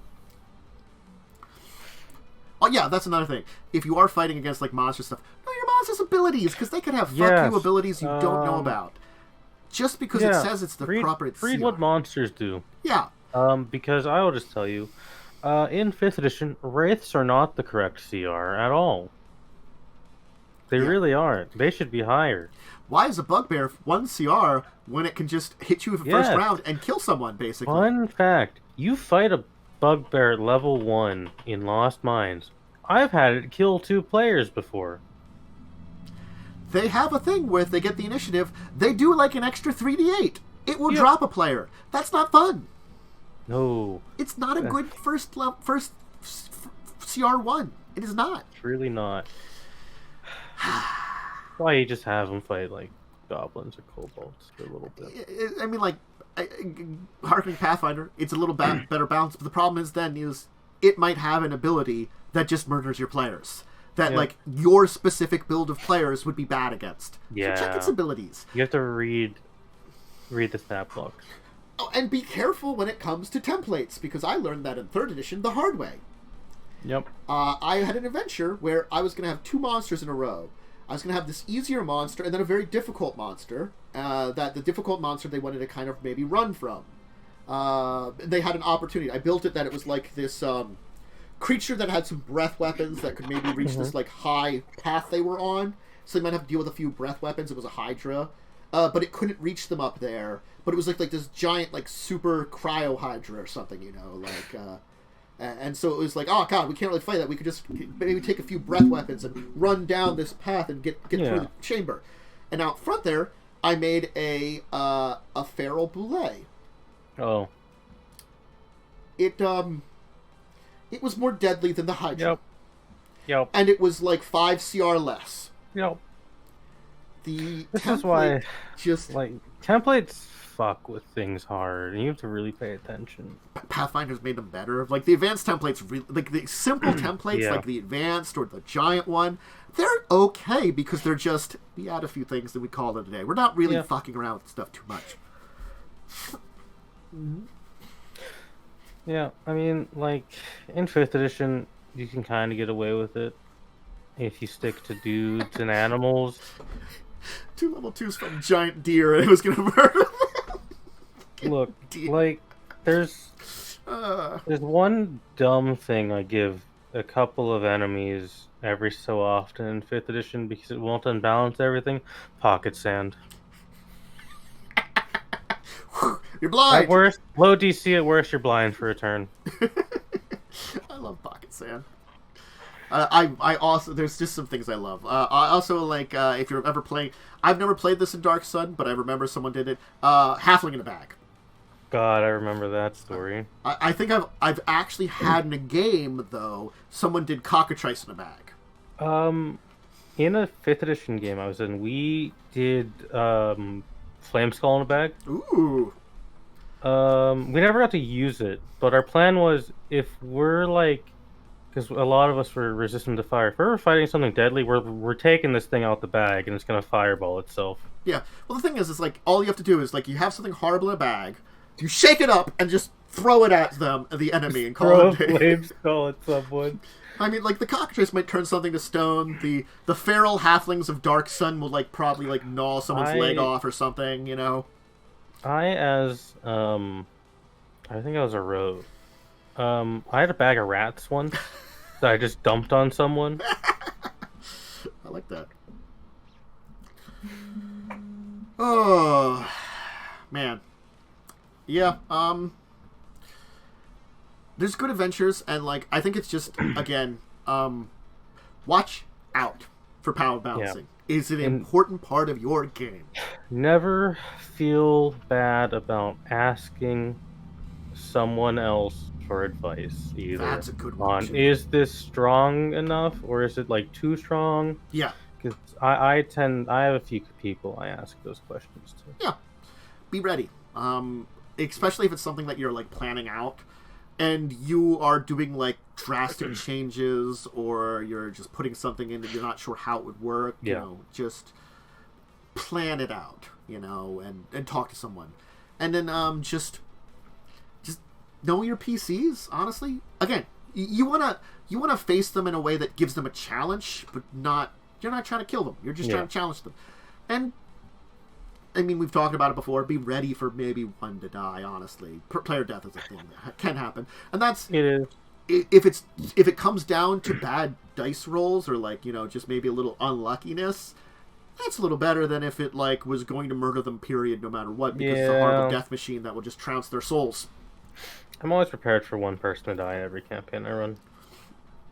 You know, it's one of the reasons I tried to avoid actual death effects in Pathfinder, because they're a little bullshitty, you know. They're leftover over other systems where it's just like you save or die. Just there's quite a bit of that in Pathfinder still. There is. It still exists in 5th edition, but to a very small degree. Yeah, it's much higher level too, I feel like. Also, like a lot of 8th and 9th levels where you start getting it. I mean, you know, like I don't mind like freaking Wail the Banshee, because it just does damage, and if it's enough to drop you to 0, you die. I'm like, well, I mean, that makes sense, but I guess like it's you don't go into negatives. It's like you really shouldn't be. You really won't be fighting something with that for a while, anyways. It's 9th level. It's a pretty high spell. That's like a really high level enemy. Yeah. Anyway, shall we talk about our weekend games? Yeah, we had Tabletop week. There's this point in our, for those of you new to join us, there's a part in our show where we talk about the role-playing games we were involved with this week, and other tabletop stuff. If I happen to occasionally run Tabletop Simulator, which does not as much as it used to be. Yeah, unfortunately. I keep thinking about organizing something, but it's just organizing stuff is hard. Did you have anything on Sunday? I did not have anything on Sunday, no. How about a Monday? Because I didn't have anything that day myself. No, I did not. We had your Star Wars game. We had Star Wars on Tuesday, where you guys went to Jedi Temple, and it's mega cursed, and a lot of people died there. Yeah. And you met a ghost who turns out is someone's dad. Yeah. Like, And then you split the party in an area where I wasn't gonna have combat, so I didn't care. I mean, I felt like the way it was set up, it was theoretically could have had combat. Mm. Like, technically, there's like robot patrols in there. Yeah. I didn't want to have combat. That's what I figured. There was droids around, but you know. There's like a couple droids occasionally. I mean, you know. Found a thing that pointed a player to a thing they wanted to go do. You learn some lore, and then the creepy lady dressed in red was like, "Sup," and then you tried to stab her. And then we're like, "Oh, you're real." It's just like she's like, "That's very rude." I'm like, "Well, we expect you not to be real again. Look, lady, you know, we didn't actually expect you to be here." You expect us to, like, you know, after the last time, expect you to show up physically? No. You're not giving us a good example.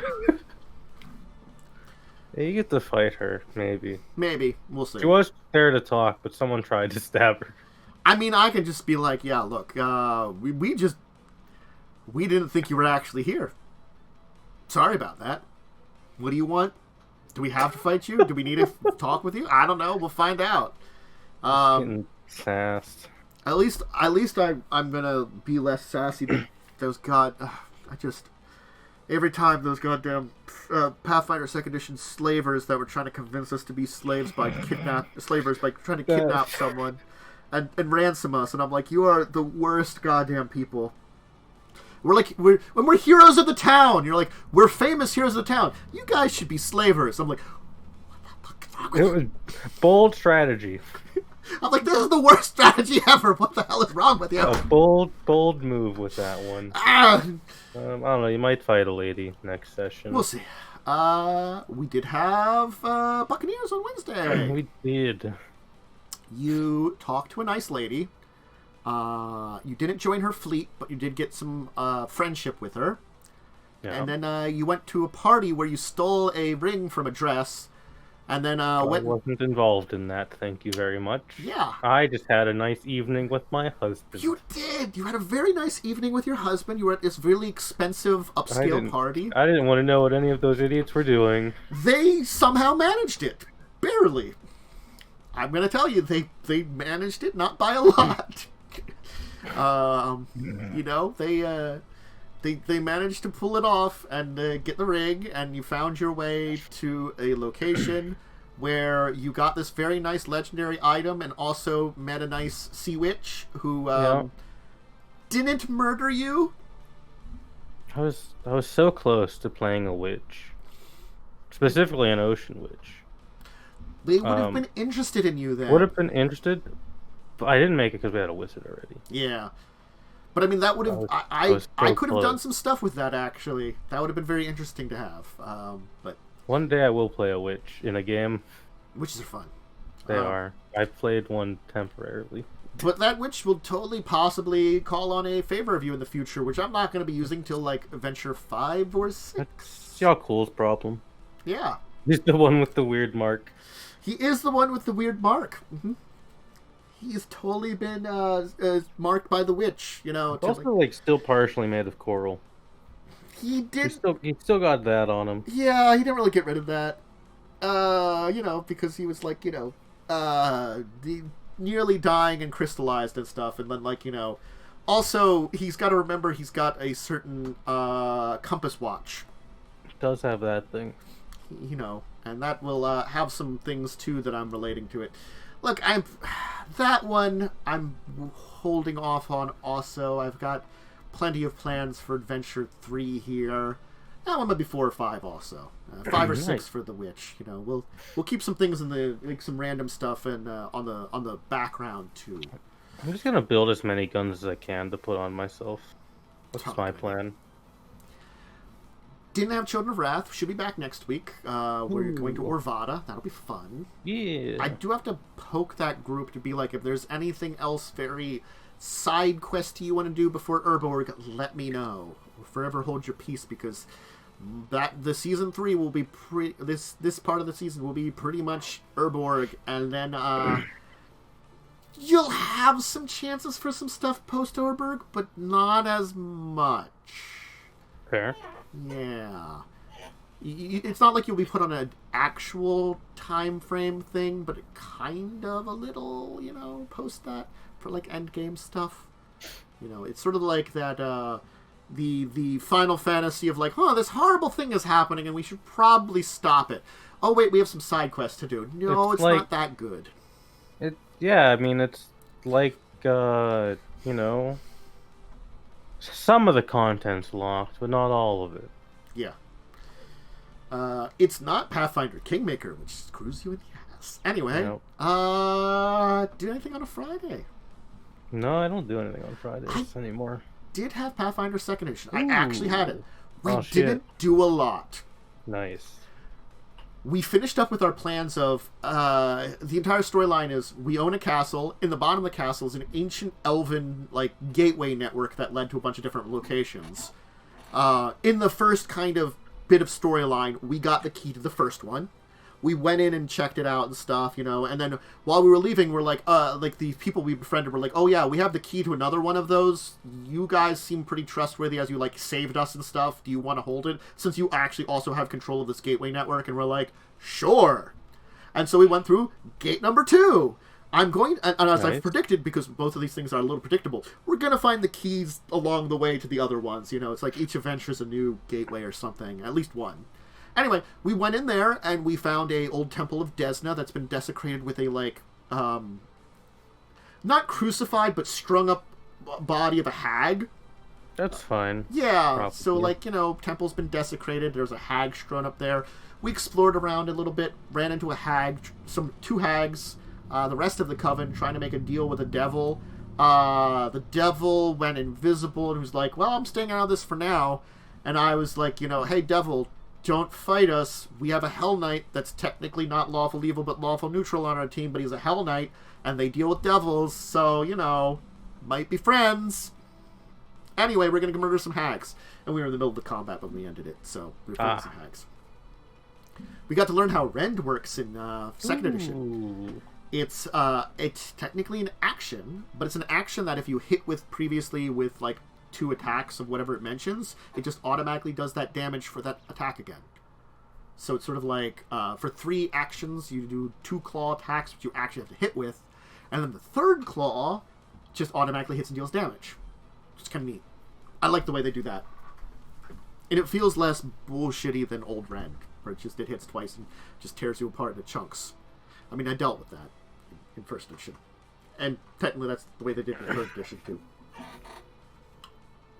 But that's where we left off. We're going to finish that combat probably next time, where I will be a bard that has very little combat abilities other than vomiting on people and cursing them to have horrible accidents which murder them. Nice. These are the 2 things I do. Vomit swarms and accidents. And it's hilarious. Perfect. I'm a bard. I don't do a lot. I took specifically really not useful abilities. I specifically built my character that way.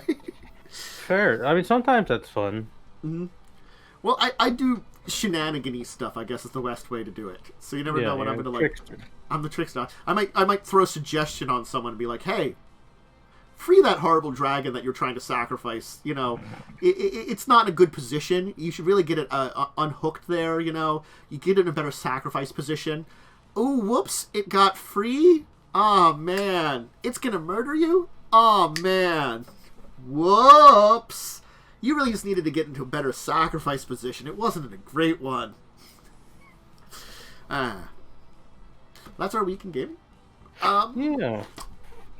Thank you, everyone who joined. Thank you, everyone who was chatting in chat. It's always great to have some people ask some questions, dive deep into us, especially when we're having our deeper discussion topic. I hope you enjoyed the show, learned a few things about this week's tabletop stuff, and more. I'm guessing another firefighter's going out or something. Theoretically back next week. We'll kind of play it by ear, because I think, Momo, you're busy next week. Yeah. Or later. You're busy till later. A little bit busy till later, yeah. I'm going to play it by ear, because it depends on if I can get other people or something, too, because, people have just been busy a lot for the show lately. It's life. I can understand. Yeah, life be that way. It does.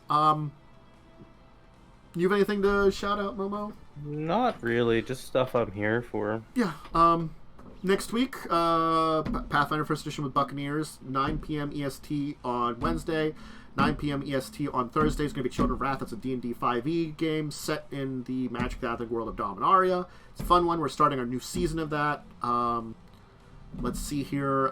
Gaming. If you're around in any of the mornings and want to check out some of my gaming, I game most weekday mornings at very least. I've been doing Final Fantasy V. I'm going to roll into that, the Pixel Remaster. I'm going to roll into Final Fantasy VI. Might be starting that next week, honestly, since I'm, like, at the end game. I feel like I'm probably going to be starting 6. And then I was doing Bloodstained Curse of the Moon 2. I was doing 1, 2, and then I'm going to do Ritual of the Night also. And, I played through 2, and I've got more of it to play through than I thought, but also I played through a level I just... it's levels you hate, and the way you learn that they did one thing that I think is really bad with the 8-bit games, is they recreated 8-bit feeling and 8-bit, graphics, 8-bit music, and, pretty much recreated a lot of the Ninja Gaiden like playthrough, because it's basically Ninja Gaiden first Castlevania. But they did the one thing wrong. They have actual, like, Ninja Gaiden controls. Nice. Oh, the controls they're very 8-bit. I remember why ooh, 8-bit controls. You need accuracy on those. Super accurate. Yeah. It's not easy. Ooh. Yeah, that's the thing. Precision jumping. Sometimes you just need it, and they build it into the system. And I got through a level where it was a lot of that, and it was not fun. But I got through that, so. And I'm done, I guess. That game is longer than I thought, honestly. The second one. But anyway, that's my schedule. I'm at least back on Monday for the morning. If I do anything tomorrow, that's going to be up in the air. I don't know if I'm doing anything with family. I usually find out in the evening. And just check out my Discord and Twitter for anything. My schedule up on Discord in the schedule section usually gives a pretty accurate description of what I'm doing during the week. I usually give like 3 morning streams, so I definitely know I'm going to be doing a couple like free-form morning streams, and then the role-playing games and like this show, I put them on the schedule when I know I'm going to have them, or at least going to very well try to have them. You never know when something comes up. Anyway, have a great rest of your Saturday, everybody. I hope you enjoyed the show a lot. Thank you once again, Momo, for joining as usual. And I'm going to pop off. And, it's just as I said, if I decide to do something else at some point with some people that's not on the schedule, check out Discord and Twitter. I'll announce it there. Anyway, farewell, everybody. Goodbye for now. Farewell.